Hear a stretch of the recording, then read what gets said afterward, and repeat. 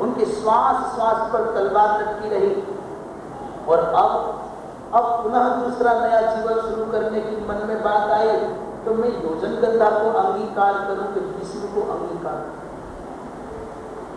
मेरे जीवन की दोनों जरूरत बन गई है। बेटा इतना शालीन, इतना आज्ञाकारी, भीष्म को युवराज बना चुके हैं। इतना शालीन, इतना आज्ञाकारी, इतना श्रेष्ठ, उसके सामने दुनिया में कोई टिकता नहीं। पुत्र देखता हूं तो दुनिया अच्छी नहीं लगती, और योजनगंधा देखता हूं तो दुनिया फिर अच्छी नहीं लगती। अब क्या करूं? दोनों में से किसको चुनूं? कुछ नहीं छोड़ सकता, दोनों बंद, दोनों चाहिए, पत्नी भी चाहिए और पुत्र भी चाहिए। इसी दुविधा में सारी रात आंखों में कट गई। प्रातःकाल भीष्म प्रणाम करने आए देवव्रत। पूछा, पिताजी क्या बात है? उस पुत्र के जीवन को धिक्कार दो, अपने पिता की आंखों के आंसू न पहुंचे। उस पुत्र के जीवन को धिक्कार है जो पिता के दुख को दूर न कर सके। मैं आपका पुत्र सौगंध खा करके कहता हूं, यदि इंद्र को पराजित करके भी आपकी प्रसन्नता ला सकूंगा तो ला करके रहूंगा। आप एक बार अपने पुत्र को कहो तो सही, एक शब्द नहीं बोले। धिक्तम सुतम भूविभार रूपम पितुर ही दुखम न नाश दे दिया। वो बेटा तो पृथ्वी का भार है जो पिता के दुख को दूर नहीं कर सकता। मेरे पिता के मन में कोई इच्छा जग गई और मैं पूरी नहीं कर सकूं तो मेरे जीवन का धिक्कार।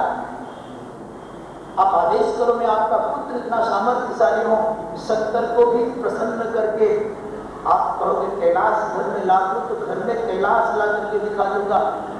आप इंद्र के आसन पर बैठना चाहे तो तुम्हारा पुत्र इतना शक्तिशाली है, तुमको राजा इंद्र बना देगा। और तुम कल्पवृक्ष चाहो तो पिताजी कल्पवृक्ष ला करके देगा। पर आपके चेहरे पर मेरा और दुनिया में कौन है? मैंने आपके अतिरिक्त किसी और को जाना नहीं, देखा नहीं। आप ही मेरी माता हैं, आप ही मेरे पिता हैं, और आपको प्रसन्न नहीं कर सका तो मेरे जीवन को तो धिक्कार है पिताजी। इसलिए मुझको आदेश दो। एक एक शब्द कानों के रास्ते से अमृत के जैसा संतनु जो चाहते हैं, भीष्म का एक एक वचन उसको और दूर करता चला जाता है। इतना समर्पण करने वाला पुत्र, और उस पुत्र का बलिदान करके मैं एक स्त्री को प्राप्त करूं, धिक्कार है मेरे जीवन को। एक क्षण में बात जगती तो है, पर जैसे ही योजनगंधा का स्मरण आता है तो पुत्र का एक शब्द नहीं टिक पाता। पर योजनगंधा को जीवन की जरूरत हो गई है, उसके बिना जी नहीं सकता।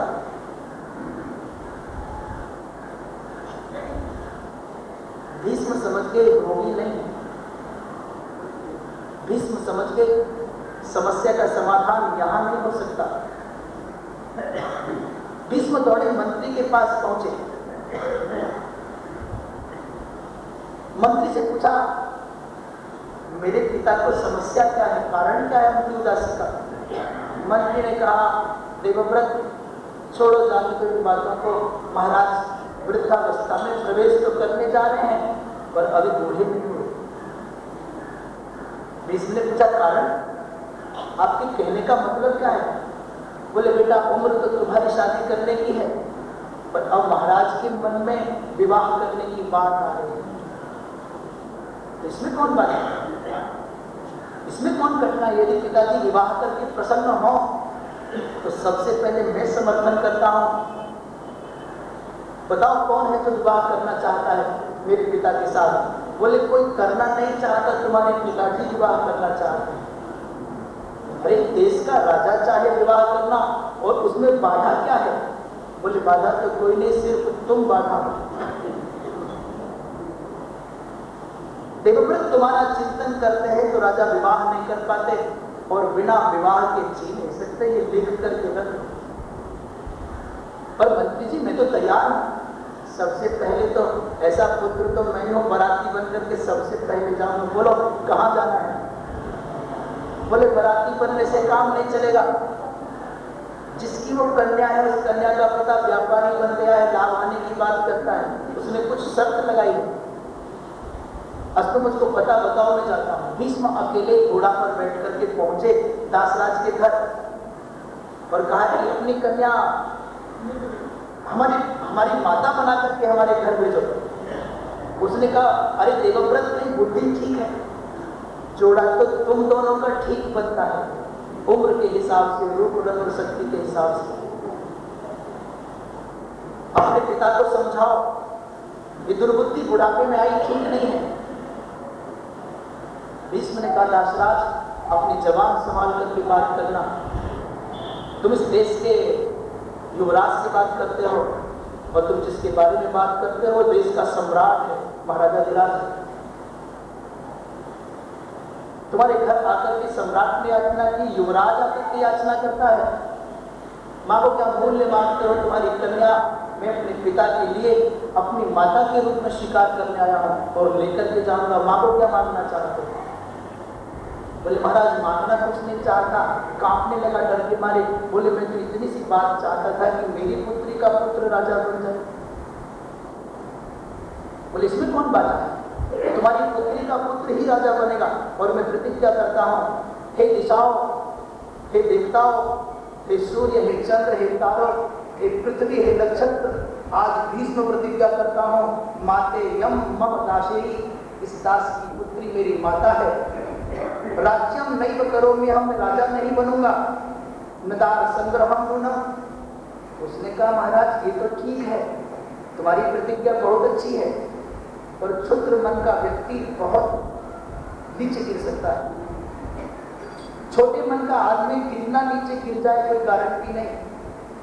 ये तो सब ठीक है, तुम राजा नहीं बनोगे, मेरी पुत्री का पुत्र ही राजा बनेगा, पर तुम तो नहीं, तुम तो निभाओगे प्रतिज्ञा, पर तुमने विवाह कर लिया और तुम्हारी संतान हो गई, और तुम चूंकि वीर हो तो तुम्हारी संतान भी वीर और बलवान होगी।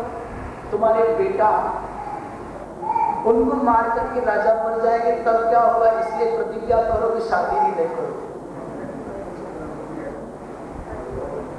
स्वार्थ में अंधा व्यक्ति एक अपराध करता है, पर उस अपराध का परिणाम पीढ़ियां होती हैं। दुनिया में आप उदाहरण देखना, अपराध लंका में रावण ने एक ने किया, एक अपराध किया और सारी की सारी लंका को जलना पड़ा। गलती कभी एक व्यक्ति से, कभी किसी एक जयचंद्र से होती है और पूरे भारतवर्ष को उसका परिणाम भोगना पड़ता है। एक व्यक्ति के दुराचरण का परिणाम पूरा गांव भोगता है, पूरा देश भोगता है। इतिहास भी माफ नहीं करता ऐसे लोगों को। और वही परिणाम आप कुरुवंश में देखिए, इस सत्यवती के पिता ने हद कर दी। बोले महाराज तुम शादी नहीं करोगे तो शादी करने को तैयार हो, क्योंकि तुम प्रतिज्ञा निभाओगे, पर तुम्हारी संतान तो तेजस्वी होगी, वो दबने वाली नहीं होगी, वो राज्य पर अधिकार कर लेगी, इसलिए तुम ये और प्रतिज्ञा करो। भीष्म ने कहा ये भी प्रतिज्ञा करता हूँ, न दार संग्रहम नूनम करिष्यामि सर्वथा, मैं आजन्म ब्रह्मचारी रहूंगा। संपूर्ण ब्रह्मांड को साक्षी मान करके भीष्म ने कहा कि विवाह नहीं करूंगा, राजा नहीं बनूंगा। प्रसन्न हो गया और जब समझौता पक्का हो गया, देखिए कैसा पुत्र होगा जो अपने पिता का विवाह करने के लिए मध्यस्थ बन करके गया। इसलिए भीष्म में जैसा वास्तव में कोई चरित्र दुनिया में नहीं है। उन भीष्म के त्याग के कारण सनातन धर्मी प्रत्येक प्राणी जब तर्पण करता है, जब तर्पण करते हैं सनातन धर्म के लोग, जो पितरों की तृप्ति करते हैं, जो इस बात को जानते हैं, वो देख लेना हर पद्धति में भीष्म जी महाराज को तर्पण का विधान लिखा है।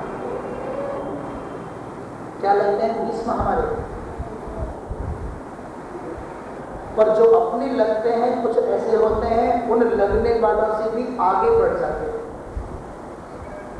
भीष्म जी महाराज का तर्पण प्रत्येक सनातन धर्मी श्राद्ध पक्ष में तर्पण के समय पर हमेशा करता है। इस गोत्र के भीष्म जी महाराज को हम अनेन जलेन तर्पयामि, प्रत्येक प्राणी तर्पण करता है। ये भीष्म की प्रतिज्ञा बड़ी भयंकर प्रतिज्ञा और भारतवर्ष को बहुत महंगी पड़ी। कुरुवंश को नहीं, भारतवर्ष को बहुत महंगी पड़ी। इस भीष्म की प्रतिज्ञा से हो सकता है किसी दासराज की कन्या को, किसी दासराज के मन को प्रसन्नता मिल गई हो, पर न कुरुवंश का कल्याण हुआ, न भारतवर्ष का कल्याण हुआ, न भीष्म को कुछ मिला और न समाज को कुछ मिला। पर स्वार्थ में अंधा व्यक्ति ये निर्णय नहीं कर पाता, इसलिए तात्कालिक लाभ की अपेक्षा दूरगामी दृष्टि, दूरदृष्टि होनी चाहिए। बोली जगदम्बा मैया। संतनों का चरित्र भी यहाँ थोड़ा सा संशय पैदा करता है। गंगा जैसी पत्नी और देवव्रत भीष्म जैसा पुत्र पाने के बाद भी वो कहाँ याचक बन गए। राजा को याचक नहीं होना चाहिए, राजा याचना नहीं कर सकता, और वह भी राजा होकर के किसी दास की कन्या की याचना करता है। ये इतिहास की ऐसी बड़ी भूल है जिसका परिणाम आज भी हिंदुस्तान भुगतता है। अब कोई कारण हो, कुछ भी हो, महाभारत का युद्ध भारतवर्ष की अवनति का चरम रहा। संपूर्ण विकास की धाराएं अवरुद्ध नहीं हो गई, नष्ट हो गई। अवरुद्ध हो जाए तो चल नहीं सकती। भौतिक विकास की जो धाराएं निरंतरता से बहती थी वो जल करके भस्मसात हो गई। जगदम्बा मैया। सूत जी महाराज कहते हैं, ऋषियों, संतनों का विवाह सत्यवती के साथ हो गया। विचित्रवीर्य और चित्रांगद नाम के दो पुत्र हुए। चित्रांगद को कुरुक्षेत्र में गंधर्वराज चित्रांगद ने मार दिया। विचित्रवीर्य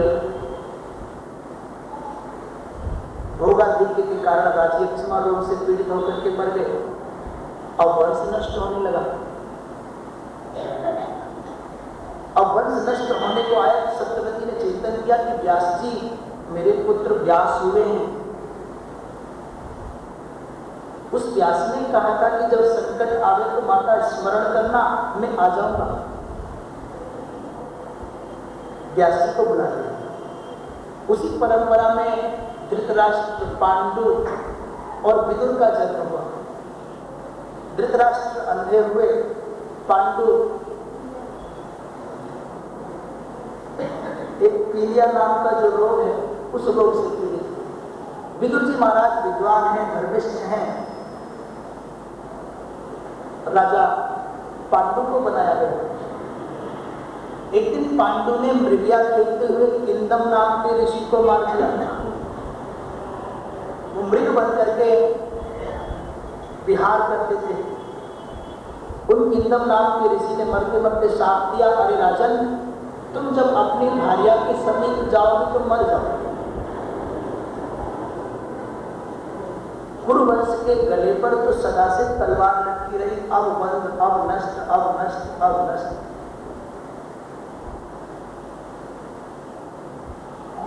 भीष्म जी महाराज इस वंश की रक्षा में प्राणपण से लगे। एक दिन पांडु ने कहा कुंती से, हे देवी, क्या हमारा वंश नष्ट हो जाएगा? क्या अब हमारे वंश की परंपरा यही समाप्त हो जाएगी? कुंती ने कहा, महाराज ऐसा नहीं होगा, मुझको एक संत की कृपा प्राप्त है। ये कुंती भगवान कृष्ण की बुआ वसुदेव की बहन है। इनके पिता सूरसेन ने अपने मित्र कुंती भोज नाम के राजा को बचपन में दे दिया। आपस में समझौता था, तुम्हारे जो संतान होगी वो मुझको दे देना, मेरे कोई संतान नहीं है। कुंती भोज के घर चली, इसलिए इनका नाम कुंती पड़ा। एक दिन वहां दुर्वासा जी महाराज आए। दुर्वासा जी ने कहा, राजन, हम तुम्हारे यहाँ चातुर्मास से व्रत करेंगे, 4 महीने तक रहेंगे। और दुर्वासा को तो 4 दिन तक झेलना बहुत कठिन है। 4 महीने कौन? राजा ना तो डर के मारे हाँ कर सकता था और ना कर सकता था। ना करे तो अभी उलट पलट, और हाँ करे तो 4 महीने सांस अटके ही रह जाएंगे, कब गड़बड़ होगी पता नहीं चलेगा। बेचारे डरते डरते का बोले, महाराज जी तो बड़े सौभाग्य की बात है, पधारो पधारो, आप ही का घर है, ये आप ही का महल है, महाराज रहिए। डरने लगा, कौन सेवा में नियुक्त करो? तो कुंती को कहा, बेटा ये साक्षात शिव के अवतार हैं दुर्वासा जी महाराज। 4 महीने तक निरंतर इनकी सेवा करके इनको प्रसन्न करना पड़ेगा, तुम संभव है कर सकती हो? कुंती ने कहा, पिताजी ये तो मेरे लिए सौभाग्य की बात है, मैं महाराज जी को असंतुष्ट नहीं होने दूंगी। बेचारी बहुत सेवा की, कुंती के सदाचार से, कुंती की सेवा से संतुष्ट होकर के दुर्वासा जी ने कहा, 4 महीने में एक क्षण को नाराज नहीं हुए। कितनी बातें चाहिए, समय पर भोजन चाहिए, स्नान का जल चाहिए, और बाबा जी को पहले कोई जरूरत ज्यादा थी नहीं। इन सब व्यवस्थाओं को कुंती पहले कर, बेटा मैं तेरी सेवा पर बहुत संतुष्ट हूं, मैं तुझको मंत्र दे करके जाता हूं। 6 देवताओं के आवाहन करने के मंत्र दे करके चले गए। जिस देवता को तो बुलाना चाहेगी वो देवता चल करके आवेगा। बचपन था, लड़कपन था, बहुत ज्यादा बात समझी नहीं, पर मंत्र सब याद कर लिए। छोटे छोटे मंत्र थे, बीज मंत्र थे। और दुर्वासा जी महाराज के साथ गुरु मिले, उनके मुख से कोई मंत्र प्राप्त हो और कुंती जैसी साधिका को मिले तो फिर क्या बात।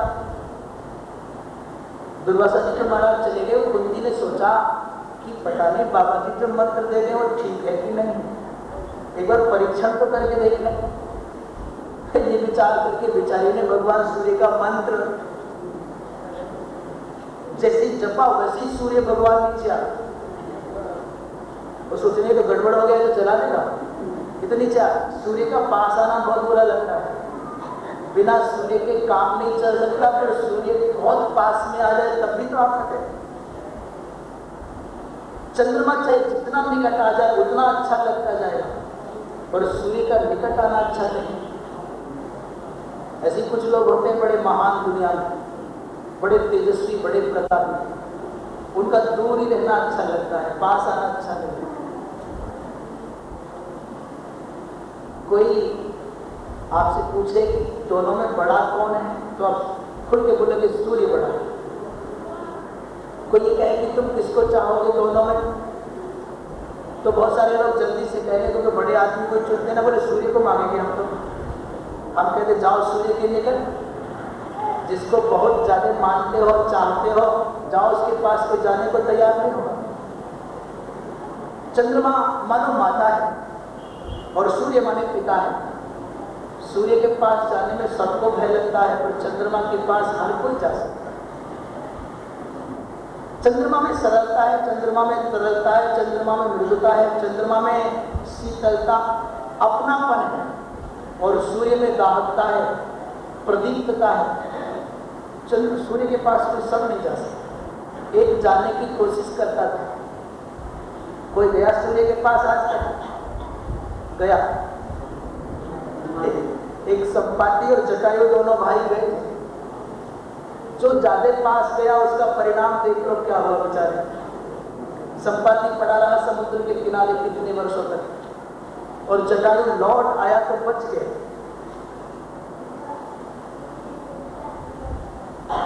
सूर्य आ गए, डरने लगी, कांपने लगी, बोले महाराज मैं तो बाबा जी के मंत्र को परीक्षा करके देखती थी ठीक है कि गलत है। बोले चाहे जो हो, यदि मैं आ गया हूं तो मेरा आना बेकार नहीं जा सकता। ये महापुरुषों की, देवताओं की, योगियों की बात है, इनको मनुष्य की दृष्टि से नहीं देखा जा सकता। इनको मानवीय स्तर पर उतर करके नहीं देखा जा सकता। सूर्य ने कहा देवी मेरा तो आना अमोघ है, अब तो तुमको पुत्र होगा ही होगा। उन्होंने कहा महाराज मेरी शादी नहीं हुई और पुत्र हो गया तो समाज में कलंक लग जाएगा। बोले जाओ तुम्हारा कन्या तो कन्या धर्म स्थिरस्ते स्यात्म व्यास्यन की जना इदम, तुम कन्या बनी रहोगे, तुम्हारे इस रहस्य को कोई जान नहीं पाएगा। और कुंती के कन्यावस्था में ही विवाह से पूर्व ही कर्ण पैदा हो गया। बड़े दिव्य कवच और कुंडल धारण करके सूर्य के समान तेजस्वी बालक हुआ, पर समाज के भय के कारण अपनी ममता का गला घोंट करके उस देवी ने बालक को, सुंदर बालक को संदूक में बंद किया, गंगा जी में बहा दिया। मानो बालक नहीं बहाया, वो ममता बह गई, एक माता का मातृत्व बह गया। किम करोगी सुत आर्ताहम तजे तुम प्राण वल्लभम। और रोते हुए कुंती ने कहा, बेटा मैं तो नहीं त्यागना चाहती, और त्याग भी नहीं सकती। संसार की कोई माता अपनी संतान को शरीर से भले त्याग दे, पर मरते वक्त भी उससे पूछोगे तो उसके रोग रोग से आवाज आएगी, मेरा बेटा मेरा बेटा मेरा बेटा। किम करोगी, मैं क्या कर सकती हूँ बेटा, समाज का ये दशा है मेरी, मेरे अपराध को क्षमा कर देना। मैं आर्त हूँ, मैं पीड़ित हूँ, मैं दुखी हूँ, मैं भयभीत हूँ। तजे तुम प्राण वल्लभम। पुत्र माता के लिए प्राण के समान होता है, फिर मैं तुमको त्यागती हूँ, क्षमा कर देना मेरे इस अपराध को।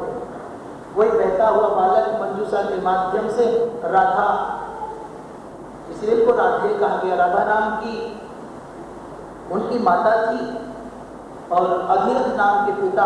इन दोनों ने एक गंगा स्नान करने नित्य जाते थे। भगवान सूर्य को अर्घ देते हुए दोनों नित्य मांगते थे कि पुत्रम देहि पुत्रम देहि पुत्रम देहि। नेत्र बंद करके अर्घ देते थे, तब तक दोनों के बीच में आकर के मंजूषा रुक गई। आँख खोली तो देखा मंजूषा है, और मंजूषा खोल करके, पेटी खोल करके देखा तो सुंदर बालक है। बड़ी प्रसन्न हो गई माता राधा। वो जो उठाकर के कहा, बोले प्रभु भगवान ने हमको बालक दिया है। उसका पालन पोषण किया, राधा के नाम पर राधे, और कानों में कुंडल धारण करके ऐसे कर्ण नाम पड़ गए। कर्ण का चरित्र भी बड़ा विलक्षण है। जहां जहां गया समाज का तिरस्कार पाया, उपेक्षा पाई, पर अपने पौरुष के बल पर, अपनी वीरता के बल पर समाज में स्थान प्राप्त किया जो अन्यों को बहुत पसंद है। एक थोड़ी सी कमी दिखाई देती है, कभी द्रौपदी के लिए एक शब्द कह दिया होगा। एक और थोड़ी कमी है, अर्जुन के प्रति शत्रुता का भाव पाने रहता सारे जीवन, इसलिए ठहर नहीं सका अर्जुन के सामने। अन्यथा अर्जुन की और कर्ण की कोई तुलना ही नहीं। अर्जुन में और कर्ण में कोई समानता नहीं। अर्जुन कर्ण के सामने कहीं नहीं टिक सकता। और फर्क क्या है? बोले उस पर भगवंत की भी कृपा और संत की भी कृपा है। और इस अभागे पर न समाज की कृपा, न माता पिता की कृपा, न संत की कृपा, न भगवंत की कृपा, नहीं फर्क है। ये केवल अपने अकेले बल पर, अकेले पौरुष की ताकत पर सारी दुनिया को नाको चले चबाता है। इसने भी दिग्विजय किया और एक ही धनुष बाण के द्वारा दिग्विजय करके सबको पराजित करके आ गया। कर्ण कोई सामान्य वीर नहीं है। एक दिन आमने सामने खड़े थे अर्जुन और कर्ण, बड़ा भयंकर युद्ध चलता था। अर्जुन तीर मारता तो कर्ण का रथ 10-10 कदम पीछे हट जाता, और कर्ण जब तीर मारता था तो अर्जुन का रथ 1 कदम 2 कदम पीछे हटता था। इससे तो लगता है कि कर्ण ज्यादा बलवान तो अर्जुन ज्यादा बलवान। अर्जुन तीर मारे तो कर्ण का रथ 10 कदम पीछे हट जाए, और कर्ण तीर मारे तो अर्जुन का रथ 1 या 2 कदम पीछे हटे। अर्जुन तीर मारे, कर्ण का रथ 10 कदम पीछे हटे। भगवान कृष्ण के मुख से प्रशंसा का एक वचन न निकले, एक शब्द न कहें। और कर्ण तीर मारे भगवान कृष्ण के सहित रथ 1 कदम पीछे हट जाए, कहें वाह कर्ण, तेरे जैसा कोई वीर दुनिया में मौजूद नहीं। बार-बार कृष्ण यही कहते हैं। अर्जुन की आग लग गई। बोले कृष्ण आज गड़बड़ी कर रहे हो, मेरा उत्साह भंग करना चाहते हो शत्रु की प्रशंसा करके। मैं तीर मारता हूँ 10 कदम पीछे हट जाता है, तुम्हारे मुख में एक शब्द नहीं आता प्रशंसा का, और वो तीर मारता है 1 कदम पीछे हट जाए तो वाह कर्ण के जैसा कोई वीर नहीं है। अर्जुन ने ये बात 3 बार कही। भगवान 3 बार उपेक्षा कर गए। जब चौथी बार अर्जुन ने कहा, बोले अर्जुन तुमको पता नहीं तुम कर्ण के सामने उसके पासंग भी नहीं हो। अरे पागल, एक बार विचार करके देख, तेरा रथ कोई सामान्य रथ नहीं है। तेरे रथ में लगने वाले घोड़े कोई सामान्य घोड़े नहीं है। तेरे रथ के ऊपर जो सारथी बन करके बैठा है वो तीनों भुवनों का भार धारण करने वाला कृष्ण विष्णु बैठा है। अखिल प्रपंच का प्रणेता परमात्मा तेरे रथ पर सारथी बन करके बैठा है। तेरे रथ के पहियों पर शेषनाग लिखा हुआ है। तेरे रथ की ध्वजा पर हनुमान जी महाराज बजरंगबली बैठे हैं। और इतने पर कर्ण तेरे रथ को पीछे हटा देता है, तेरे रथ की गति को रोक देता है, तो सामान्य नहीं है क्या? बता, कर्ण के साथ में कौन है दुनिया में? शेषनाग जो पृथ्वी को धारण करते हैं वो तेरे रथ के पहियों को धारण किए।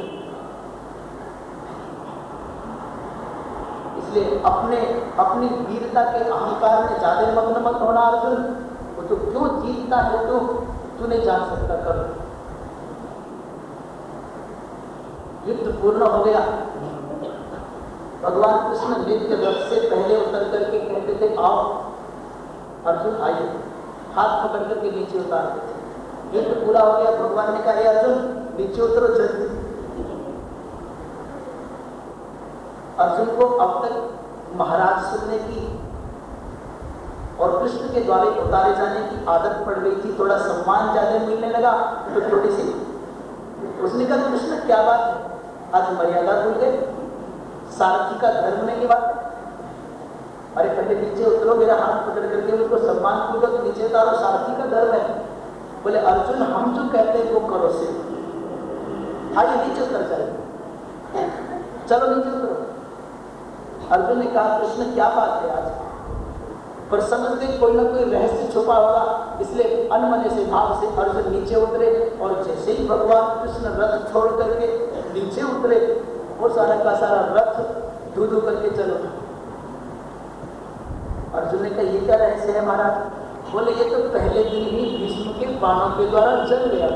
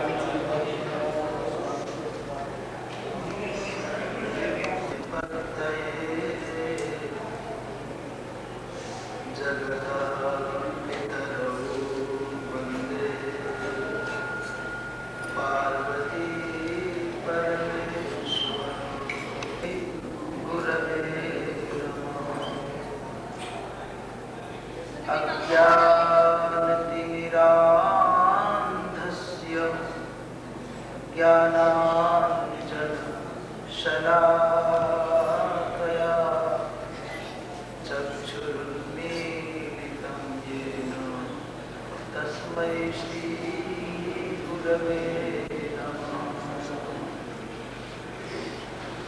वागीशाद्याः सुमनसः सर्वार्थानामुपक्रमे यं नत्वा कृतकृत्या तं नमामि गजाननम्। वागीशायस्य वदने लक्ष्मी यस्य च वक्षसि यस्यास्ते हृदये संवित् तं नृसिंहमहं भजे। यत्पादपङ्कजरजः समवाप्य विश्वं ब्रह्मासृजत्यनुदिनं च बिभर्ति विष्णुः।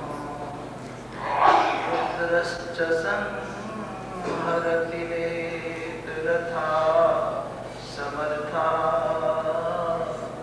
तस्यै नमोऽस्तु सततं जगदम्बिकायै। तस्यै नमोऽस्तु सततं जगदम्बिकायै। तस्यै नमोऽस्तु सततं जगदम्बिकायै।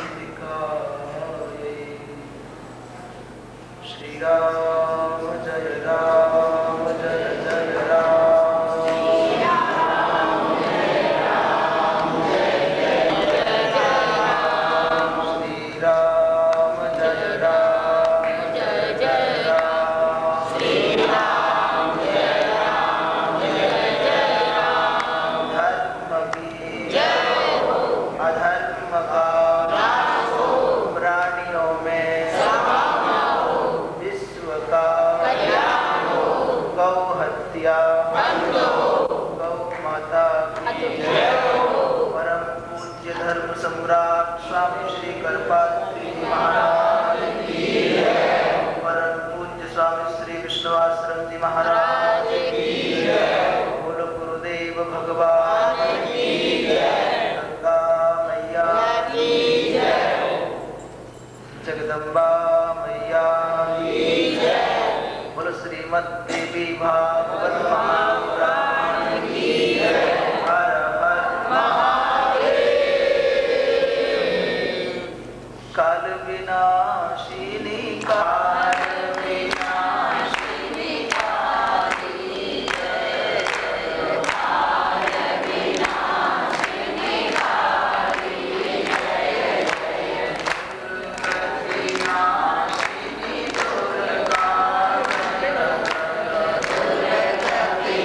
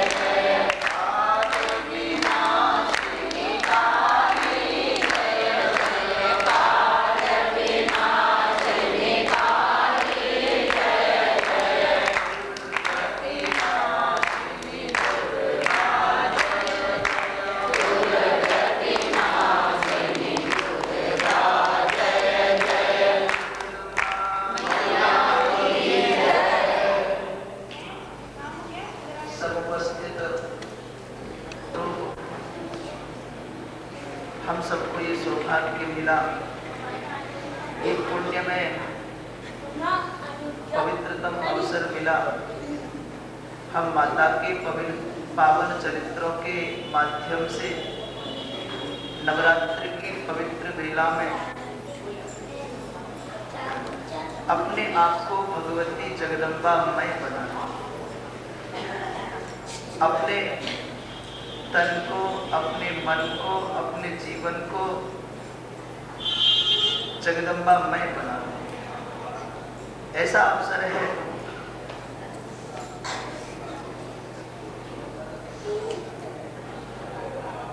पूरे के पूरे वर्ष का, संवत्सर का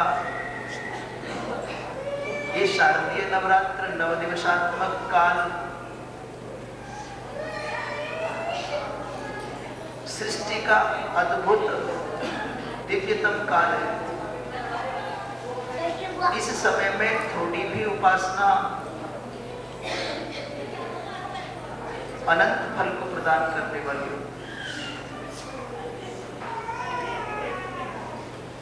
ये ऐसा समय, शुभ अवसर है। अल्प पुण्यादपि महत् फलम भवति। अल्प पुण्य करने से भी, छोटा सत्कर्म करने से भी, थोड़ा दान करने से भी, थोड़ा भगवती का ध्यान करने से भी अनंत पुण्य की प्राप्ति होती है। अनंत अभ्युदय उत्कर्ष आध्यात्मिक ऊर्जा की प्राप्ति होती है। और हमको हमारे पूर्व जन्मों के पुण्यों के परिपाक स्वरूप ये अवसर प्राप्त हो गया, इसका लाभ उठावें। जो व्यक्ति अवसर को सफलता में नहीं बदलता वही अभागा है। अवसर तो सबके जीवन में आता है। अभ्युन्नति के, अभ्युत्थान के, उत्कर्ष के अवसर प्रत्येक प्राणी के जीवन में आते हैं। पर जिन पर संतों की कृपा, जिन पर भगवंत की कृपा और जिनके पास में सत्संग का बल, अपने आध्यात्मिक अजस्र स्रोत के कारण जिनका चित्त निर्मल होता है, जो श्रेष्ठ विवेकशील होते हैं, वो उन अवसरों का लाभ उठा लेते हैं। और जो संत की कृपा, भगवंत की कृपा, आध्यात्मिक ऊर्जा इत्यादि सब संसाधनों से शून्य अविवेकी होते हैं, वो अवसर को भी सामान्य दिन के समान, सामान्य क्षण के समान व्यर्थ बिता देते हैं। भगवान की अहेतुकी कृपा से भगवती के चरणों में प्रीति होती है। और जो प्राप्त अवसर को सामान्य दिन के समान, सामान्य क्षण के समान व्यर्थ बिता देता है सांसारिक वार्ता में, सांसारिक व्यसन में, वही अभागा है। ये ऐसा अवसर है जब स्वयं को जाना जा सकता है, भगवती को जाना जा सकता है। रामचरितमानस में लिखा है, सोई जानहि जेहि देहु जनाई। और जानत तुम्हि हो जाए। हे माँ, माने वो वचन है, तत्वमसि इत्यादि जो महावाक्य हैं, ये सर्वनाम शब्दवाचक हैं। तत् माने वहां निश्चित नहीं है कि तत् माने पुल्लिंग पदवाच्य है कि स्त्रीलिंग पदवाच्य है कि नपुंसकलिंग पदवाच्य है। तत् माने हे भगवती जगदम्बा,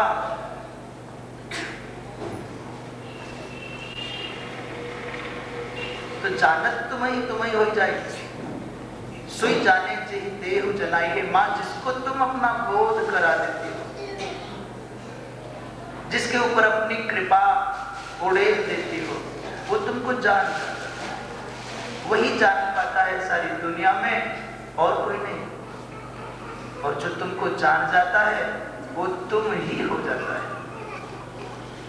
जो भगवती के वास्तविक स्वरूप का साक्षात कर लेता है, वो भगवती स्वरूप हो जाता है। मानो जैसे कोई नमक का डला लवण खंड कोई समुद्र की गहराई नाप ले जावे, समुद्र का तल नाप ले जावे, जैसे जैसे गहरा उतरता जाएगा वैसे वैसे उसका अस्तित्व समुद्र में विलीन होता जाएगा, और जब तल पा चुका होगा तो लौट करके बताने नहीं आएगा कि मैं सागर की गहराई को नाप चुका हूं। ऐसे ही भगवती जगदम्बा के पावन स्वरूप का जिसको साक्षात हो जाए वो संसार को कहता नहीं कि मैंने पा लिया है। जैसे गूंगा व्यक्ति माधुरी के आस्वाद को, गुड़ के आस्वाद को पाकर के नहीं बता पाता कि मैंने क्या पा लिया है। गिरा अनयन नयन बिन वाणी, बता तो सकते हैं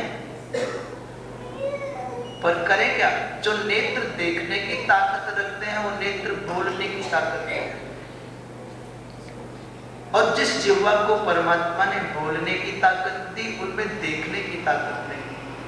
जो देखता है वो बोलता नहीं, जो बोल सकता है वो देख नहीं सकता, तो कैसे व्यक्त करे कोई उस परमाराध्या भगवती राजराजेश्वरी सर्वेश्वरी मां जगदम्बा के पावन तम सन्निधान को पाने के बाद कोई किस तरह व्यक्त कर पाए कि मैं पा चुका हूं। आओ हम सब माता जगदम्बा के पावन चरित्रों के माध्यम से उनके चरणों में अपनी भावनात्मक, अपनी सद्भाव भरी प्रसूनांजलि, इसे उपासना कहें, इसे भजन या भक्ति कहें, या ध्यान कहें, या क्रिया कहें, हम कुछ नहीं जानते। हम तो इतना जानते हैं कि जैसे भी बन पड़े अपने तन के द्वारा, मन के द्वारा, वाणी के द्वारा माँ के समीप पहुंच जाए। तो जो वाणी से पहुंच सके वाणी से पहुंचे, जो मन से पहुंच सके मन से पहुंचे, जो तन से पहुंच सके तन से पहुंचे, पर जैसे भी हो उनकी कृपा प्राप्त हो जाए, उनके निकट पहुंच जाए। यही उपाय व्यक्ति का परम धर्म है, यही परम लक्ष्य होना चाहिए। बोलो जगदम्बा मैया। कल के प्रसंग में भगवती जगदम्बा के कृपा प्रसाद स्वरूप ब्रह्मा, विष्णु और शंकर तीनों ने विमान पर बैठ करके मणिद्वीप का दर्शन किया। ब्रह्मा, विष्णु, शंकर तीनों कहते हैं कि उन भगवती की कृपा के बिना कोई इस मणिद्वीप के दर्शन नहीं कर सकता। और तीनों के तीनों युवती बनकर के, स्त्री बनकर के, मातृभावापन्न होकर के भगवती के दर्शन करने में समर्थ हो सके, उनके घर के द्वार के दर्शन करने में समर्थ हो सके। विष्णु ने स्तुति की, भगवान शंकर ने स्तुति की, ब्रह्मा ने स्तुति की। ब्रह्मा ने पूछा, मां बात तो सब ठीक है पर इतना जानना चाहता हूं कि आप स्त्री हो कि पुरुष हो कि कुछ और? ऐसा प्रश्न सुना तो भगवती को बहुत जोर की हंसी आई। सच बात है ब्रह्मा, तुम नादान हो, भी बालक हो। और कल भगवती जगदम्बा ने कहा था कि इस प्रश्न का उत्तर कल देंगे, वो कल आज आ गया है। वैसे आता नहीं किसी के जीवन में कल, पर मां की कृपा है आ गया। प्रश्न किया था, पुमान असित्वम स्त्री बासी वद विस्तरतो मम। ये विस्तार पूर्वक बताओ, आप पुरुष हो कि स्त्री हो? द्वित्वई कत्व विचारेस्मिन् निमग्नम क्षुल्लकम मनः। ब्रह्मा जी कहते हैं क्षुल्ल माने छोटा सा, तुच्छ सा, संकुचित सा, अज्ञानी सा मेरा मन इसमें डूब गया इस विचार में। आप दो हैं कि एक हैं? आप स्त्री हैं कि पुरुष हैं? मैं निर्णय नहीं कर पाता, मेरा प्रश्न है मां, इसका उत्तर दो। ब्रह्मा जी महाराज कहते हैं, नारद ये प्रश्न मैंने किया भगवती जगदम्बा के शरण में बैठ करके, और भगवती जगदम्बा ने, राजराजेश्वरी ने कहा, अरे ब्रह्मन, हे ब्रह्मा, न मैं स्त्री हूं न मैं पुरुष हूं, मैं तो सच्चित आनंद स्वरूप परब्रह्म हूं। और ब्रह्म न स्त्री होता है न पुरुष होता है, न छोटा होता है न बड़ा होता है, न गोरा होता है न काला होता है। वो परम स्वतंत्र, अजन्मा, अविकारी, अच्छेद्य, अभेद्य, वो ब्रह्म सत्ता जब संसार के कल्याण के लिए आवश्यकता होती है स्त्री बन जाता है, और जब आवश्यकता होती है तब पुरुष बन जाता है। मैं न स्त्री हूं न पुरुष हूं, मुझ में और ब्रह्म में कोई भेद नहीं है।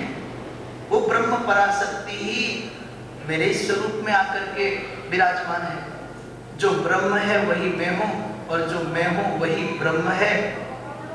योसौ साहम अहम योसौ भेदोस्ति मति विभ्रमात्।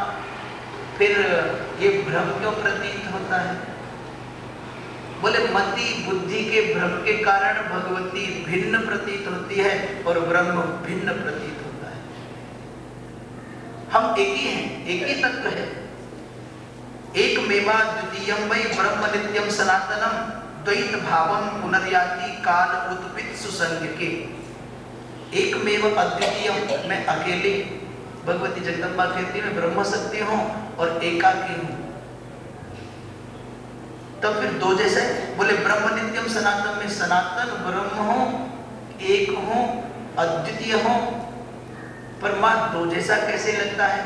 भगवान शंकर भी दो रूप में, भगवती पार्वती और शिव, विष्णु भी दो रूप में, लक्ष्मी और विष्णु, ब्रह्मा भी मैं खुद सरस्वती और ब्रह्म के रूप में प्रतीत होता हूं। तो ये क्यों लगता है?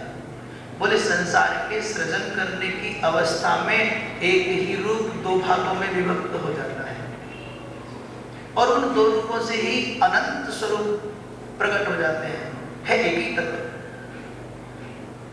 ब्रह्मा जी बोले मां समझ में नहीं आता, कैसे विश्वास करो? सूत जी महाराज कहते हैं, शोधकादि ऋषियों,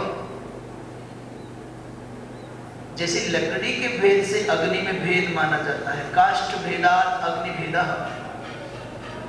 लकड़ी जलती हो तो हम कहते हैं आग जल रही है, लकड़ी टेढ़ी है तो आग की आकृति टेढ़ी नजर आती है।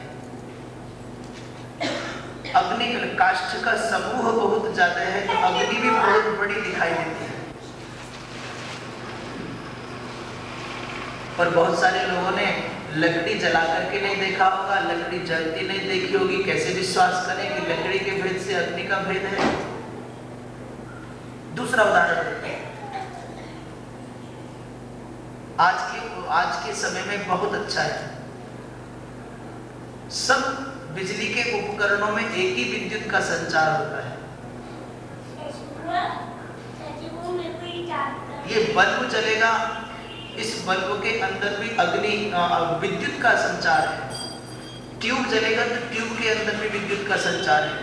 और इस बल्ब का वर्ण, कलर, कोई रंग लाल कर दे तो लाल प्रकाश आवे, हरा कर दे तो हरा प्रकाश आवे,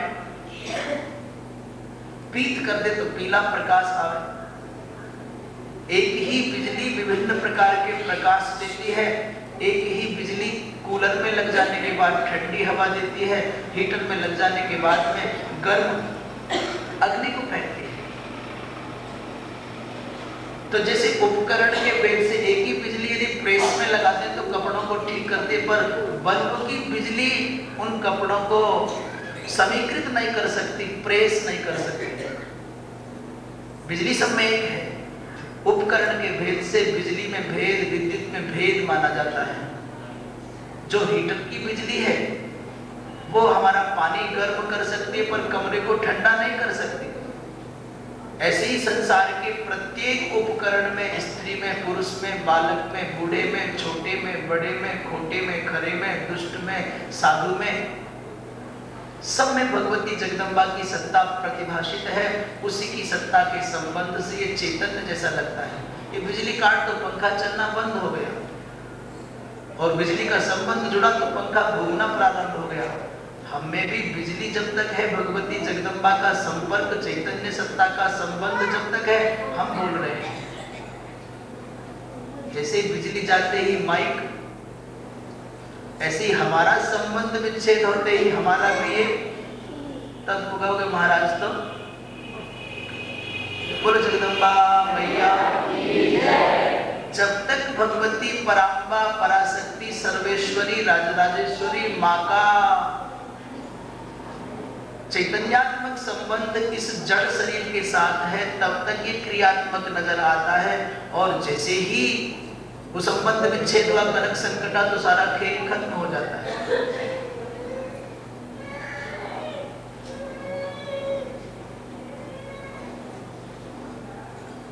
सूत जी महाराज कहते हैं, ऋषियों आजकल तो और बहुत सारे उदाहरण हो सकते हैं।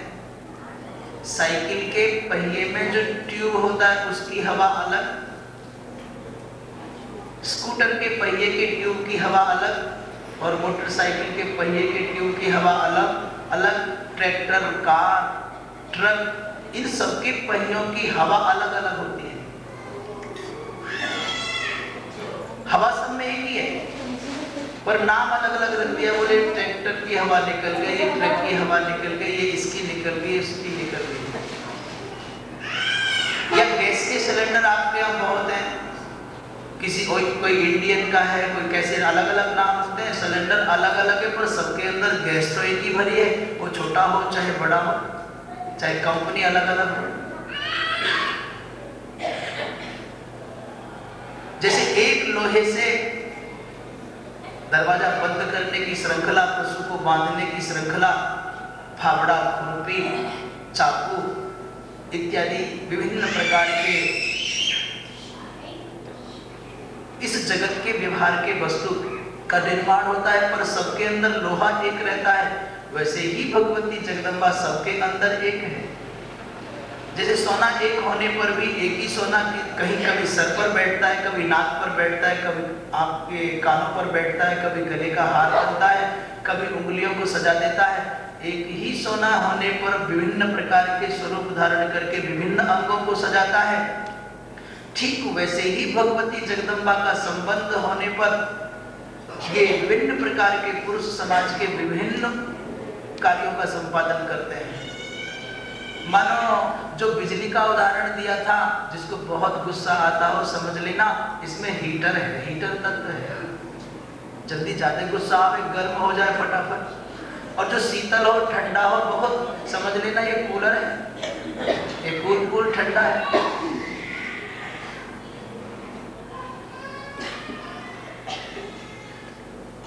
और बहुत अच्छा उदाहरण है, बिल्कुल सीधा सपाट, अर्थात कण मात्र में, प्राणी मात्र में भगवती जगदम्बा कैसे अनुस्यूत है। और जब कण कण में, प्राणी मात्र में माता जगदम्बा है, तो हम लोग भेद क्यों करते हैं? हम लोग इनमें अंतर क्यों करते हैं? क्यों शास्त्रों की मर्यादा है कि शूद्र का स्थान पृथक है, वैश्य का स्थान पृथक है, क्षत्रिय का स्थान पृथक है, ब्राह्मण का स्थान पृथक है, ब्राह्मण में भी ब्रह्मज्ञानी का स्थान पृथक है, ऋषि भिन्न है, फिर हम सब एक ही, तो हम ऊपर और आप नीचे क्यों बैठे हैं? कोई किसी को वंदना करता है और कोई दुनिया के द्वारा वंदित होता है, भेद क्यों है? जैसे पानी पर उठने वाली सारी लहरें एक हैं, वैसे ही हम सब भगवती जगदम्बा रूपी दिव्य सरोवर की उठने वाली लहरें हैं। हम में ये अंतर क्यों आ गया? भाई परमात्मा तो माता में भी है, परमात्मा पत्नी में भी है, परमात्मा पुत्री में भी है, पर व्यवहार काल में परमात्मा में भेद करना पड़ता है। मातृ शरीर में उपस्थित भगवती जगदम्बा पूज्य है, वंद्य है, नमस्करणीय है, किंतु पुत्री रूप में जो भगवती जगदम्बा की सत्ता है वो आदरणीय हो सकती है, वो एक समय पर पूज्य भी हो सकती है, पर पुत्र में जो परमात्मा है वो पूज्य थोड़ी हो सकता है। पिता में जो परमात्मा है वो पूज्य है, पर पुत्र में जो भगवती सत्ता, भगवती की पावन सत्ता विराजमान है, वंद्य नहीं। व्यवहार काल में कहीं फर्क करना पड़ता है। भगवत गीता में लिखा है, पंडिता समदर्शिनः सुनी चैव स्वपाके च पंडिता समदर्शिनः, अर्थात समदर्शी पद कहा, वहां समवर्ती पद नहीं कहा, सम व्यवहार करने की बात नहीं है। व्यवहार काल में सब में अंतर करना पड़ेगा, और वैसे दर्शन में सबके अंदर परमात्मा का दर्शन करो, सबके अंदर भगवती जगदम्बा का दर्शन करो। ब्राह्मणे कवि हस्तिनी सुनी चैव स्वपाके च पंडिता समदर्शिना। वेदवेत्ता ब्राह्मण में, गौ में, हस्ती में, गर्दभ में, सुनी माने कुत्ता में और चांडाल में, सब में एक परमात्मा निवास करता है। पर व्यवहार काल में उन सब में फर्क किया जाता है। यदि घर पर प्रथम भोजन बनाने पर पहली रोटी गौ को देनी है तो गौ को ही देनी है, वो किसी दूसरे को देने से काम नहीं चलेगा।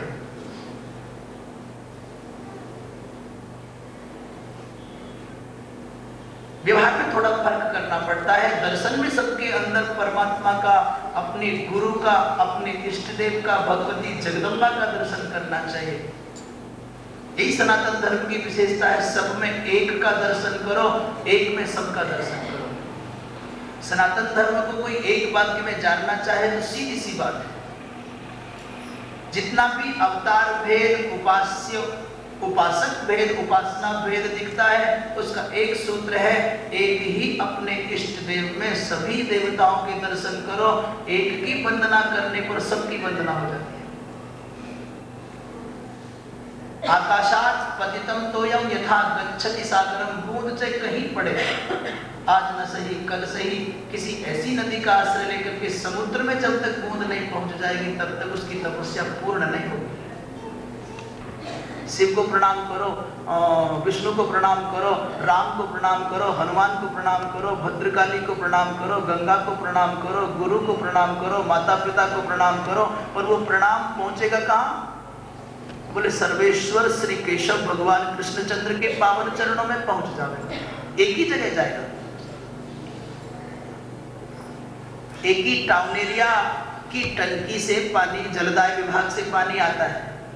हमने घरों में अपने व्यवहार के लिए कह दिया, एक ही लोहे की या पीतल की टंकी लगाई है, एक ही घर में लगाई है, पर कह दिया ये शौचालय की टंकी है, ये भोजनालय की टंकी है, यहाँ से पूजा का पानी आएगा, यहाँ से पीने का पानी आएगा, ये नहाने का पानी है। एक ही टंकी, एक ही पानी और एक ही घर में आ रही है, एक ही धातु के टंकी से आ रही है। हमने व्यवहार काल में कह दिया पूजा का पानी वहां से नहीं लेना, खराब,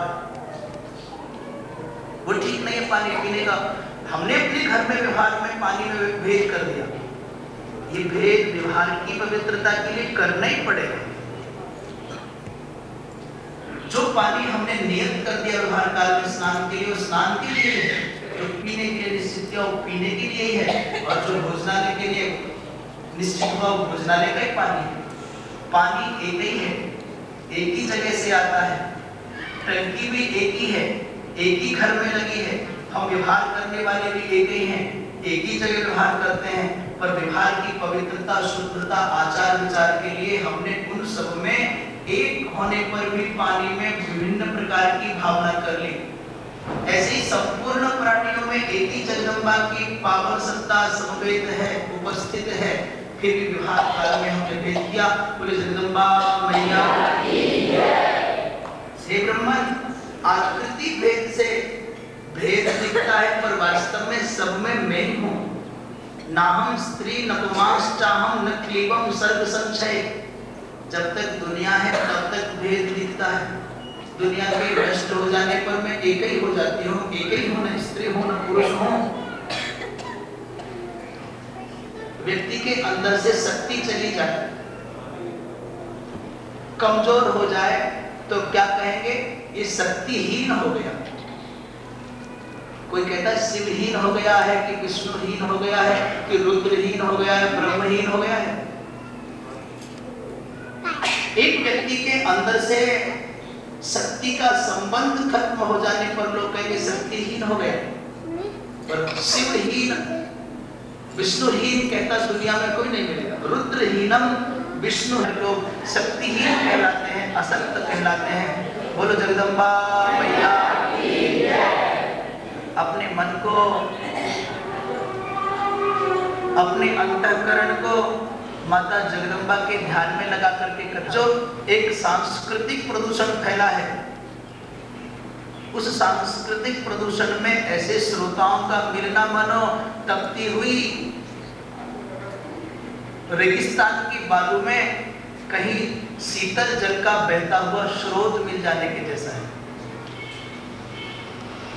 हो सकता है कि ये कथा दोबारा ये जो शरीर बैठा ये भी ना कह पाए। कहां से लाओगे ये समय, कहां से लाओगे हरिद्वार, कहां से लाओगे गंगा का किनारा, कहां से लाओगे आप जैसे श्रोता। ये जो अवसर है ये यही अवसर है। कहां नवरात्रि आएगी, कौन जानता है कि कोई समागम होगा कि नहीं। इस अवसर का लाभ उठा लेने में बड़ा लाभ है और इस अवसर का लाभ न उठाने में बड़ी हानि है। इसलिए नाचने गाने वाली कथा तो सारी दुनिया में सब जगह मिलेंगी, पर ये कथा दुनिया में मिल नहीं सकती। इसलिए मन को समाहित करके श्रवण करो। शुद्ध लोगों को बार बार नहीं कहा जाता और वास्तव में एक बार भी नहीं कहा जाता, बार बार नहीं, एक बार भी नहीं कहा जाता।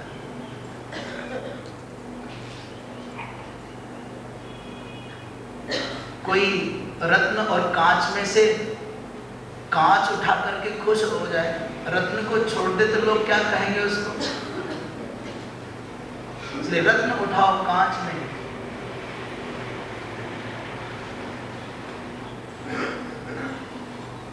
भगवती जगदम्बा ने कहा, ब्रह्मा यदि मैं चाहूं तो वायु को रोक दूं, मैं चाहूं तो अग्नि को शांत कर दूं, सूर्य का उदय होना रोक दूं, सागर को सोख लूं। ध्यान रखना, मैं तुम्हारे सहयोग के लिए अपना एक रूप सरस्वती देती हूं, इसके साथ जाओ, संसार का सृजन करो, इसका अनादर मत करना। यदि मेरी विभूति सरस्वती का अनादर किया तो बहुत बड़ा दुख पाओगे। मानो संपूर्ण माताओं में भगवती जगदम्बा का जो सत्व है वो आधिक्य से है, अधिकता से है। जिन घरों में माताओं का अनादर होता है, तिरस्कार होता है, उनकी उपेक्षा होती है, उन घरों में सुख और शांति और संपत्ति तीनों नहीं हो सकती।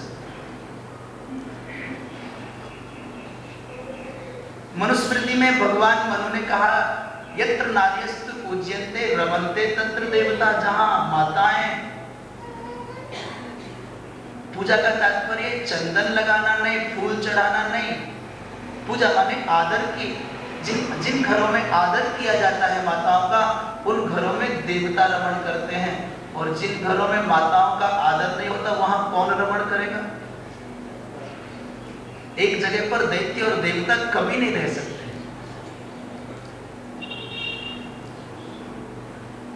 और मनुस्मृति कहती है, भगवान मनु कहते हैं कि जिन घरों में माताओं का सम्मान होता है, आदर होता है, वहां देवता रमण करते हैं। ये विषय बड़ा गंभीर है, ये तो एक अलग ही विचार करने का विषय है। माताओं के विषय में बहुत ज्यादा आदर की बात है तो माताओं पर बहुत ज्यादा शासन की भी बात है, नियंत्रण की भी बात है। माता पिता से 8 गुना अधिका माता 8 गुणी अधिक मान की, सम्मान की पात्र होती है। क्यों है, कभी समय मिलेगा तो फिर बताएंगे। कहा कि सत्यलोक में जाकर के ब्रह्मा तुम इनका अनादर मत करना, सृष्टि करो। विष्णु को भगवती लक्ष्मी प्रदान की जाओ, पालन करो, वैकुंठ में रहना, और शंकर को सती पार्वती प्रदान की जाओ, कैलाश पर रहना, संसार का कल्याण करना, प्रलय काल में सृष्टि का संहार करके अपने में समाहित कर लेना। सदा नवाक्षर मंत्र का जप करते रहना, और यज्ञ द्विज आयोजित यज्ञों में आप सबकी तृप्ति होगी। बहुत लोग होते हैं जो होटल पर भोजन नहीं करते, कुछ ऐसे होते हैं जो दूसरे का बनाया भोजन नहीं करते। आप किसी तीर्थ में गए, आपका नियम है कि हमको दुकान का भोजन नहीं करना है, और होटलों पर बहुत दिव्य दिव्य व्यंजन, बहुत सुंदर सुंदर पदार्थ सजे हुए हैं, आपका नियम है कि नहीं करना, तो आप भूखे हैं तो भूखे ही रहेंगे, आपके काम का नहीं भोजन हो। एक दुकान नहीं, 1,00,000 दुकान हो, भोजन सजा हुआ हो, वो कितना भी वैष्णव ढाबा, शुद्ध वैष्णव भोजनालय लिखा हो, नहीं करेंगे तो नहीं करेंगे। वो शुद्धि कैसी होगी? बोले प्याज तो है, क्योंकि प्याज तो महाराज वनस्पति है ना। वो शुद्धि कैसी होगी कि बर्तन तो हैं कांच के, स्टील के, बोले पर मांजे नहीं गए हैं। वो एक ही टब में 1000 बार गंदे और झूठे बर्तन धो लिए गए हैं, ऐसी शुद्धि है वो। और जो भोजन पकाने वाले हैं, बोले 3 दिन हो गए महाराज, सर्दी का मौसम है, मुंह तक नहीं धोया, नहाने की तो बात छोड़ो, ऐसी शुद्धि है। तो जिसको भोजन नियम है नहीं करना है तो नहीं करेगा। भगवती जगदम्बा ने कहा कि तुमको यज्ञों के द्वारा पोषण प्राप्त होगा, तो कोई भी यज्ञ कर ले, कभी भी यज्ञ कर ले, कोई भी आहुति दे, वो पेट भर जाएगा। जैसे होटल के भोजन से सात्विक आचरण वाले व्यक्ति का पेट नहीं भर सकता, वैसे ही इन देवताओं का इन मनमाने यज्ञों से पोषण नहीं हो सकता। कोई भले ही दंभ करे कि हमने यज्ञ किया तो देवता तृप्त हो गए, नहीं। देवताओं का भोजन तो वही है जो संध्या वंदन निष्ठ शिखा सूत्र संपन्न ब्राह्मण क्षत्रिय वैश्य यज्ञ करे विधान पूर्वक, विहित मुहूर्त में, विहित काल में, विहित मंत्रों के द्वारा, तभी उन देवताओं का पोषण होता है। भगवती जगदम्बा कहती है, हे देवताओं, सदा नवाक्षर मंत्र का जप करना और द्विजों के द्वारा आयोजित ब्राह्मण क्षत्रिय वैश्य के द्वारा संपादित यज्ञों से तुम्हारा पोषण होगा। विधि पूर्वक हो, मनमाना नहीं। और अंत में कहा, तुम सब में अभेद है। जो लोग शिव को और विष्णु को अलग अलग मानते हैं, भगवती जगदम्बा ने कहा ना, गलत। यो हरि स शिव साक्षात, यह शिव स्व स्वयं हरि। जो शिव है वही विष्णु है, जो विष्णु है वही शिव है। जो इन दोनों में भेद करता है उसको नरक प्राप्त होता है। एतयोर भेद मातिष्ठन नरकायो भवे नरः। इन दोनों में भेद बुद्धि रखने वाला, छोटा बड़ा कहने बताने वाला नरक प्राप्त करता है। इसलिए आपस में ये वृत्ति, ये स्वभाव, ये व्यवहार नहीं होना कि ब्रह्मा बड़ा है कि विष्णु बड़ा है कि शंकर बड़ा है। शिव पुराण में लिखा है, कल्प के भेद से किसी कल्प में ब्रह्मा का महत्व अधिक होता है, किसी कल्प में शिव का महत्व अधिक होता है, किसी कल्प में विष्णु का महत्व अधिक होता है। कोई प्रश्न कर सकता है, महाराज अभी तो आप देवी भागवत कह रहे हो, देवी के गीत गा रहे हो, और अभी तुमसे कहते कि भागवत जी सुनाओ तो कृष्ण के गीत गाओगे, अभी कहते शिव पुराण सुनाओ तो शिव के गीत गाओगे, विष्णु पुराण सुनाओ तो विष्णु के गीत गाओगे, तो तुम तो गड़बड़ हो। जैसा देवता वैसे गीत गाने शुरू कर दे तो वैसी आरती होता है कि नहीं। शिव पुराण होगा तो शिव जी की महिमा है, विष्णु पुराण होगा तो विष्णु जी की महिमा है, भागवत जी होगी तो कृष्ण कन्हैया लाल की महिमा है। ये गड़बड़ी कैसे है महाराज? ये तो छोटापन अपने आप हो गया। तो एक बहुत छोटा सा उत्तर है, जिसकी शादी होती है कि उसी के गाए जाते हैं, उसके बाप के नहीं गवा करते।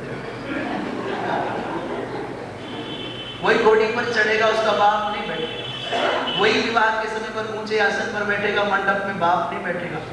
वहाँ बाप जी कहने लगे और गुरु जी कहने लगे, मैं तेरे से बड़ा तेरे नीचे बैठा हूँ, तू ऊपर बैठा है, वहाँ नहीं चल सकता। उस चौकी पर तो वो वर ही बैठेगा। पूज्य होना अलग बात है, वरिष्ठ गरिष्ठ गुरु ज्येष्ठ श्रेष्ठ होना अलग बात है, पर जिसका विवाह होगा घोड़ी पर वही चलेगा, बाकी सारे लोग पैदल ही चलना पड़ेगा। नहीं चल पाते तो बैठो घर में, मंडप में बैठो। इसलिए जिस देवता का पुराण होगा उसी के गीत गाने पड़ेंगे, बाकी सब बारात में चलेंगे भाई। बोलो जगदम्बा मैया। ब्रह्मा जी महाराज ने माँ से पूछा, हे माँ, जिन बातों को, जिन प्रश्नों का उत्तर ब्रह्मा जी ने भगवती जगदम्बा से पाया, उन्हीं प्रश्नों का उत्तर नारद को ब्रह्मा जी दे रहे हैं। उन्हीं प्रश्नों का उत्तर व्यास जी महाराज को नारद जी ने दिया, व्यास जी जन्मेजय को सुना रहे हैं, और सुखदेव जी, सूत जी महाराज नैमिषारण्य तीर्थ में सौनकादि 88,000 ऋषियों को सुना रहे हैं। हमारे यहाँ कोई भी बिना परंपरा के प्रश्नोत्तर की परंपरा नहीं है। पीछे पीछे कहीं ना कोई कनेक्शन जुड़ा होगा। कोई ये नहीं कहता कि मैं नया लेकर के आया हूँ। आज एक चरण चला है, कहेंगे मैं ऐसा कहता हूँ, मैं नहीं, यहाँ मैं नहीं है कहीं। ये कहेंगे जो प्रश्न आप करते हो ये प्रश्न वहां हुआ, इस प्रश्न का ये उत्तर दिया गया। तो ब्रह्मा जी महाराज कहते हैं, नारद मैंने भगवती जगदम्बा के चरणों में बैठ करके प्रश्न किया, मां तीनों गुणों का स्वरूप क्या है? क्योंकि सत, रज और तम, इन तीनों गुणों के बिना सृष्टि नहीं चल सकती। इन तीनों का अंतर क्या है, इन तीनों का स्वभाव क्या है, ये बताओ। भगवती जगदम्बा ने कहा कि ज्ञान के द्वारा अनुभव किया जा सकता है ब्रह्म की एकता को, बिना ज्ञान के अनुभव संभव नहीं। चैतन्यम सर्वभूतेषु यत्तद् विद्धि परात्मकम।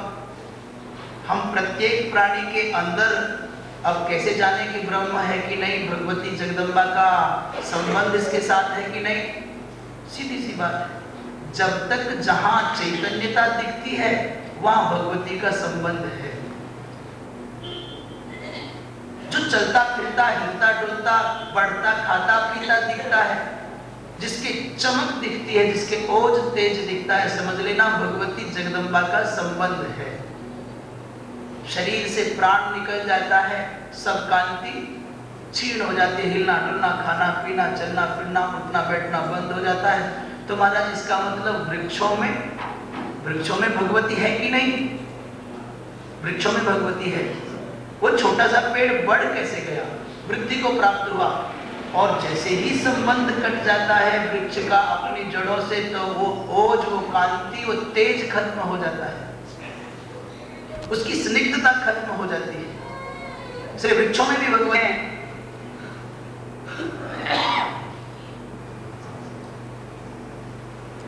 सात्विकता रहती है। सत्वगुण का वर्ण रंग सफेद होता है। ये प्रेम में है, धर्म में है, इसमें सत्य, शौच, दया, श्रद्धा, क्षमा, धृति, दया, शांति, संतोष ये रहता है। जब व्यक्ति सतोगुण के प्रभाव में रहता है, करेगा, भक्ति की बात करेगा, पवित्रता की बात करेगा, उसका हृदय अत्यंत विशाल हो जाएगा। सोचेगा संसार का जितना अधिक कल्याण कर सकूं उतना और ज्यादा प्रसन्न होगा। खिला करके प्रसन्न होता है, दे करके प्रसन्न होता है। ये सतोगुणी है। नितांत कोई सतोगुणी हो नहीं सकता। रजोगुणी व्यक्ति छीनने की कोशिश करता है, महत्वाकांक्षी होता है। जब झगड़ा करने की बात मन में आवे, आगे बढ़ने की बात मन में आवे, ये कर लिया है, ये कर लूं, ऐसा हो गया, वैसा कर लूं, जब रात दिन इसी उधेड़-बुन में सांसारिक अभ्युन्नति के विचारों से ग्रस्त रहे तो समझ लेना रजोगुण बढ़ रहा है। और जब सोने का मन करे, आलस्य का मन करे, बहुत नींद आवे, तो समझ लेना कि तमोगुण बढ़ रहा है। ये तीनों के तीनों गुण परस्पर विरोधी हैं। फिर संसार कैसे चलता है? एक ही दिन में, एक ही व्यक्ति में 1000 बार इन तीनों गुणों का प्रभाव आता जाता देखा जाता है। ये चलते रहते हैं। हे नारद, जैसे तेल का धर्म अलग है, बत्ती का धर्म और स्वभाव अलग है, दीपक का धर्म और स्वभाव अलग है, आग का धर्म और स्वभाव अलग है, पर ये चारों चीजें जब इकट्ठी हो जाती हैं तो प्रकाशक हो जाती है, दीपक बन जाता है। अंधकार को मिटाने के लिए जो दीपक जलाते हैं, इस दीपक को सहसा नहीं जलाया जा सकता। आधार चाहिए, कोई पात्र चाहिए, दीपक चाहिए धातु का, उसमें रुई की बत्ती चाहिए, उसमें स्निग्ध पदार्थ तेल या घृत चाहिए, और आग का संयोग भी चाहिए। ये चारों के चारों विरोधी पदार्थ जैसे एक होकर के अंधकार को मिटाते हैं, ठीक उसी प्रकार तीनों प्रकार के गुण, सत और रज और तम, ये सम्मिलित होकर के सृष्टि का क्रम चलाते हैं। आओ एक बड़ा पवित्र इतिहास सुनते हैं।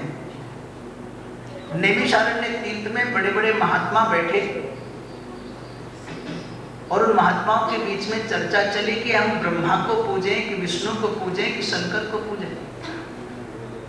सर्वाराध्य सर्वाधिक पूज्य कौन है दुनिया में? आराधनीय तमः पुत्र वांछितार्थ फलप्रदः। किसकी आराधना करें? कौन हमारे मनोवांछित फलों की पूर्ति करने वाला होगा दुनिया में? बड़े बड़े दिव्य महात्मा बैठे हैं नैमिषारण्य में, महर्षि जमदग्नि बैठे हैं, ब्रह्मा के मानस पुत्र सनक सनंदन सनातन सनत कुमार बैठे हैं, व्यास जी महाराज बैठे हैं, और उसी सभा में बड़े दिव्य तेजस्वी लोमस ऋषि बैठे हैं। लोमस ऋषि के बारे में कहा जाता है जितने शरीर में रोम हैं उतने कल्प तक की आयु है। एक शरीर में उनके जितने रोम हैं उतने कल्प तक की आयु। सबसे पुराने लोमस ऋषि जी महाराज। व्याकरण में रा और ला में अभेद होता है, रोमस और लोमस रलयो रभेदः। लोमस ऋषि ने कहा, हे जमदग्नि, वास्तव में सकल प्रपंच में पूज्य तो भगवती जगदम्बा है।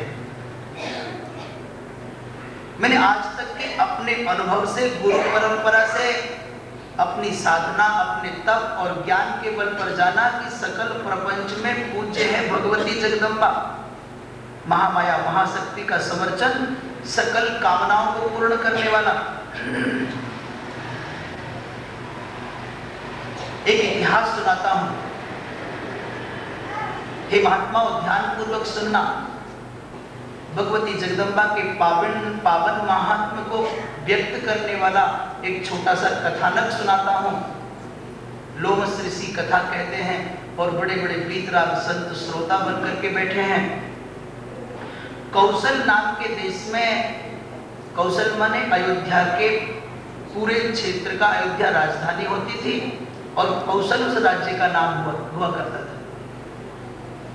उस कौशल देश में देवदत्त नाम का एक ब्राह्मण रहता था। उस ब्राह्मण की कोई संतान नहीं थी। उसने पुत्रेष्टि यज्ञ किया, एक पुत्र हो जाए। उन ब्राह्मणों में जिनको आचार्य बनाया था, एक गोभिल नाम के ब्राह्मण, बहुत ज्ञानी, बड़े विद्वान पर बहुत बूढ़े हैं, बहुत वृद्ध हो गए, दांत नहीं रह गए मुख में, और बड़े प्रतिष्ठित, बड़े विद्वान, यज्ञ के विशेषज्ञ ब्राह्मण हैं। इसलिए देवदत्त ने उनको आचार्य नियुक्त कर दिया। जब मंत्र बोलते थे ब्राह्मण देवता गोभिल ऋषि, तो पा बोलना चाहते थे, फा निकल जाता था। राम कहना चाहे तो फाम निकल जाता था। पंडित देवदत्त भी विद्वान हैं, गोभिल ऋषि भी बड़े विद्वान हैं। यजमान जब विद्वान होता है, ज्ञानवान होता है, तो पंडित कांपते रहते हैं, अंदर से कहीं गड़बड़ हो गया तो ठोक देगा। पहले जो यजमान हुआ करते थे वो वेदवेत्ता होते थे, और पंडितों को मालूम पड़ जाए यजमान तो ठीक है, तो यजमान फिर कोई बात नहीं, फिर मनमाना करते हैं। लोग यजमान से ज्यादा डरते हैं, भगवान से कम डरते हैं। आदत बन जाती धीरे धीरे। यजमान से बहुत भय लगता है, भगवान से भय नहीं लगता। यजमान की पीठ को भी तो मनमाना पर देवदत्त पंडित है, बड़ा विलक्षण विद्वान है, तो गोभिल